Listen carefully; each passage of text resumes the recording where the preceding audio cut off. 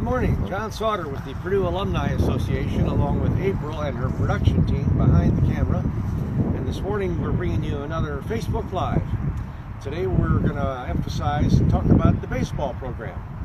So we're out on the northwest side of campus, logistically at Alexander Field, just a mile field from where we are. We're going to talk about the team, talk about all the different locations on campus that the baseball program has played, a little bit on the coaches, some things about their players, just kind of get you reacquainted. You know, the season is still going on. They're about 2/3 of the way through the season, so you still have a chance to come out to this beautiful ballpark. Inexpensive tickets for the kids. Come out here and enjoy it. So let's tell you a little bit about where we are. So we're at Alexander Field. You can see up behind us the home of the baseball champions. 2012, we won the Big Ten championship. It was 100 years since we had been able to do that. 2012 we did it, and have a beautiful facility now to accompany the program. We're out on the Northwest Athletic Complex. And so I have actually a little photograph I want to show, picture I want to show you. That here we are, and so here's the main campus. Here's the Wabash River. And so if you come up State Street, you go out up the Cherry Lane, all the way out to the northwest corner. This is where the athletic complex is located these days. So this has baseball as well as softball, as well as soccer, as well as a tennis facility. In fact, just last week we were right across the road over here, and we were at the Grand Prix track. So you may recall when we talked about the Grand Prix, they had their 61st running, and they had around 3,000 spectators out here for that event. This week we've come across the road to feature Alexander Park and talk about it. I want to make sure I point out the architectural significance in terms of the red brick has been carried over from campus. And if you look in this direction, you get a little feel for the bell tower. So we've tried to capture that as a part of the program also. The program is doing very well this year. Right now we're in third place in the Big Ten. We have a 24-16 record, 10-4 in the Big Ten. And so a lot of good things are happening with the baseball program as we end into the final part of the season. So now we're going to start working our way into the stadium to kind of point out some of the highlights about Alexander Field. It's a beautiful spring day. I can tell you on campus right now, it's finals are going on. So the students are wrapping up. We're going to see if we can get April to walk backwards up the steps.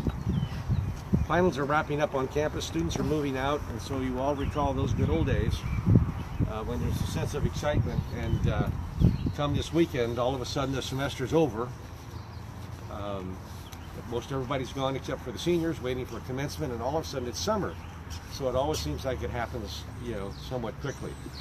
So Tim Fates says he was just here for a game on Saturday, and he thought it was such a beautiful facility. Excellent, excellent. Yes, we had a 3-game sweep of Rutgers over the weekend. We've had three-game sweeps. It's something the team's never done before. So again, they're doing very well. In fact, this coming weekend we have a 3-game stand against Northwestern coming up. So that's something you might want to consider. Here we're on the field. We're actually going to walk down on the field in a second, but you get a chance to see a beautiful ballpark.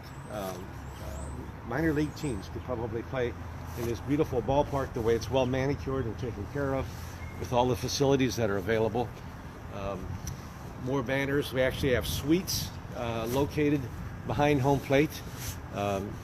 Some are permanently rented. Some are available for each game. So if you want to have a great gathering of folks, if you want to have a birthday party or a celebration, a great way to come out to a game. The ballpark itself seats 1,500 fans. I can tell you that we played IU last Wednesday, and we beat the Hoosiers, and we had an attendance record. 2,369 folks attended last Wednesday, and so they filled every seat and even some of the ballpark grassy areas out there. A little bit now about some of the previous fields from the game, from the program that we've had.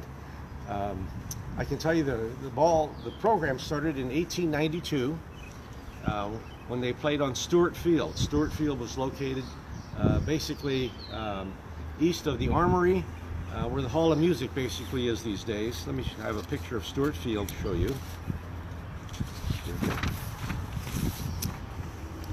Here's the original Stuart Field. You can see the Hevelin Hall bell tower and the smokestack. Stuart Field, 1892 is when the program started. From 1892 to around 1912 or so is when the program was on Stuart Field. This is when the nation's pastime was really very, very popular. Baseball was the game to be seen, and they had as many as 5,000 folks who would stay there. It was a unique gathering place. In fact, it was so unique that they actually had barnstorming aircraft land there. So here's actually a picture of some barnstorming aircraft, some planes actually came in and gave a demonstration. You know, the Wright brothers had flown only about 10 or 12 years before this. And so flight was something that folks really were not familiar with. And so they actually flew in there. The field moved in 1913, and it moved over to what was known as Old Lambert Field. Old Lambert Field was located just east of Ross-Ade Stadium, basically where Mackey Arena is these days. Old Lambert Field, named for Ward Piggy Lambert, who was a coach and an athletic director. Stuart Field had been named for Charles and William Stuart, who were attorneys who actually had been on the Board of Trustees. So we went from Stuart Field, where they also played football, and they also had ROTC practicing there, and a variety of events happening on Stuart Field. That was all then transferred to Old Lambert Field. And they wanted to get away to make space for the Hall of Music to be built in 1940 or so. And so Old Lambert Field was used as the facility until around 1965. They wanted to build a new arena, something called Mackey Arena, in that location, and so they had to move it once again. And so the field actually moved out to West Stadium Avenue, and there it was still known as Lambert Field. It seated around 1,000 folks or so.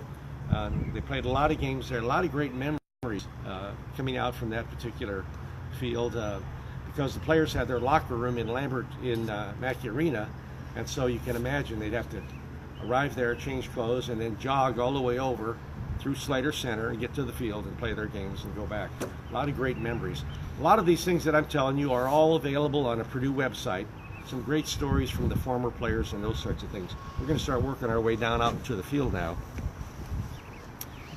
Okay, be careful.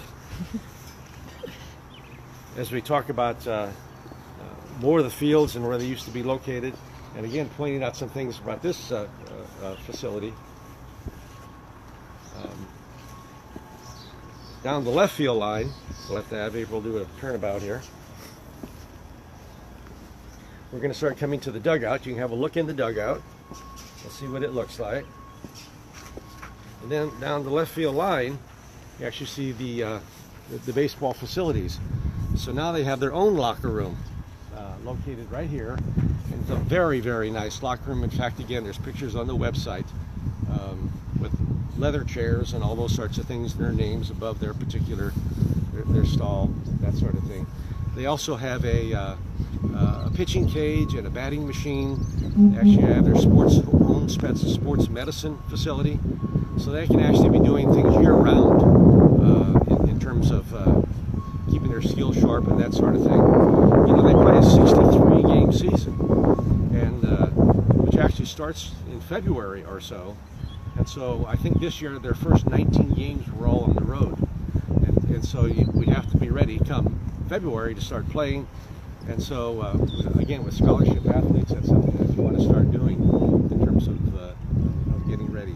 You know, we're considered kind of a northern team, and so to compete with a lot of the southern teams who can play outside year-round is part of the challenge. But right now we're doing that here in Alexander Field. Alexander Field, Dave Alexander gave the lead gift. They moved here in 2012 from Lambert Field. They moved out here in 2012, and so we started the 2013 season out here. Dave Alexander, a former coach who coached for 14 seasons, started in 1978. He won over 400 games, but everybody liked Dave. In fact, he's still around. He gave a gift in honor of his parents, John and Margaret Alexander, who were also Purdue grads. And so he wanted to give something for them, and he did, and it's just an absolutely excellent facility. Dave was one of the winningest coaches. Doug Schreiber, who concluded his season after 18 seasons, he concluded that in 2016. But he had 485 wins. He had a record 45 wins for the team in one season. And I'm not sure that'll ever be surpassed, but a significant accomplishment. The biggest accomplishment, of course, is winning the Big Ten Conference, winning the Big Ten Tournament, and then going on to the NCAAs from there, and that's why we have the 2012 championship noted up here. Right now our coach is Mark Plawecki, again, who's doing very well. We're third in the Big Ten, and a good spot to be. Headed towards at least a 30-win season, and we'll probably be in the NCAA again, Charlie, also. One of the interesting things I found with coaches, we've had a variety. In fact, we've had 21 baseball coaches, compared to 36 football coaches, compared to 19 men's basketball coaches, compared to 12 university presidents. So I'm not sure what that says about each of those occupations, but there are some casualties along the way. But we've had 21 baseball coaches. One of the coaches, 1951 to 1955, was Hank Stram. Most of us know him as the coach of the Kansas City Chiefs, but he was also an assistant coach here at Purdue. In fact, he played at Purdue. He was an assistant coach, and he brought us the golden boy himself, Lenny Dawson. And Lenny Dawson and Hank Stram both went on to be with Kansas City, and the rest is history. But the two of them were friends, you know, from that point on. But Hank Stram was actually the full-time baseball coach from 1951 to 1955. So just a great story with some of those. We'll now work our way up to the pitcher's mound. I've always wanted to be on the pitcher's mound at Alexander Field. Too bad I don't have a ball to throw out for the game, but we're on the pitcher's mound. Some of the players who have played for the Purdue program, quite a few notables, recognizable names, maybe not quite so much.